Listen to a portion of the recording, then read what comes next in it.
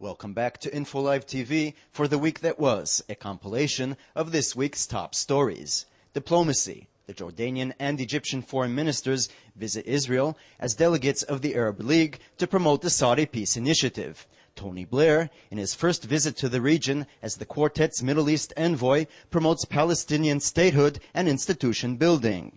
In Turkey, the Islamic Party of Prime Minister Erdogan scores a resounding victory in the elections. The Turkish ambassador to Israel said his victory would not affect the relations between the two states.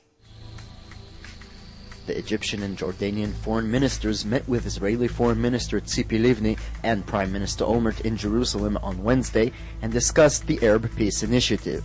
The ministers expressed their hope that Israel would respond positively to the proposal. The two delegates of the Arab League also spoke before the Knesset, Foreign Affairs and Defense Committee.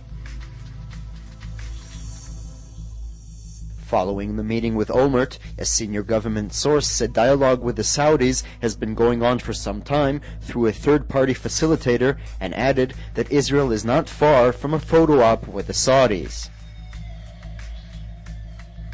Quartet envoy Tony Blair arrived in Israel on Monday and met with Israeli President Shimon Peres, Prime Minister Olmert, Palestinian Prime Minister Salam Fayyad, and President Mahmoud Abbas on his first official visit in his new capacity, with the goal of pushing forward the diplomatic process and aiding the Palestinians in institution building.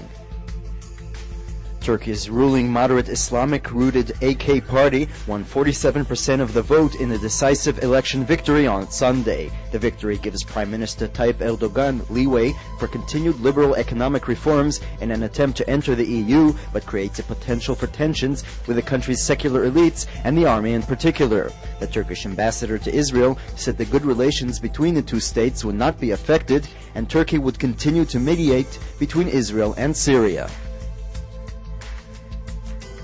Following an impasse in negotiations between the Histadrut Labor Federation and the Treasury over a pay raise in the public sector, a general strike, declared by Histadrut Chairman Ofer Eini, went into effect at 6 a.m. Wednesday. The strike was to begin at Ben Gurion International Airport 24 hours later, but by that time, Eini and Finance Minister Roni Bar-On had reached an agreement on a 3-year 5% pay raise, suspending the strike by 1 week, to be resumed if a final settlement is not reached.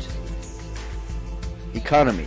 A survey conducted by the Ministry of Industry, Trade and Labor showed that demand for workers in the second quarter of 2007 is up 17.3% since last quarter, a 39.3% rise compared with the same period in 2006.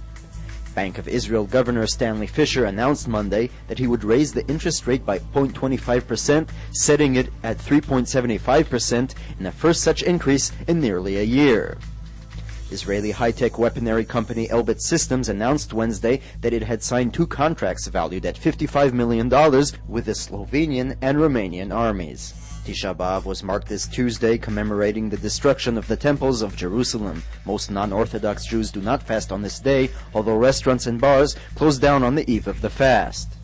On this day of reflection, Info Live TV took to the streets of the Old City. 600 new immigrants from France arrived in Israel on Wednesday morning. The immigrants, who were elated upon their arrival, spoke of the sense of security they feel in Israel as opposed to the ominous and ever-present threat of anti-Semitic attacks in France. The immigrants were greeted by President Shimon Peres and Ashkenazi Chief Rabbi Yonah Metzger. The group constitutes the largest number of French Jews to immigrate at once in the last 35 years. Info Live TV met Bradley Fish, a U.S.-born musician and producer who immigrated to Israel, where he plays and writes unique music inspired by life in Jerusalem. Info Live, so damn tired of covering the news. I'm heading down to Nachlo, sit down on the porch and play some blues.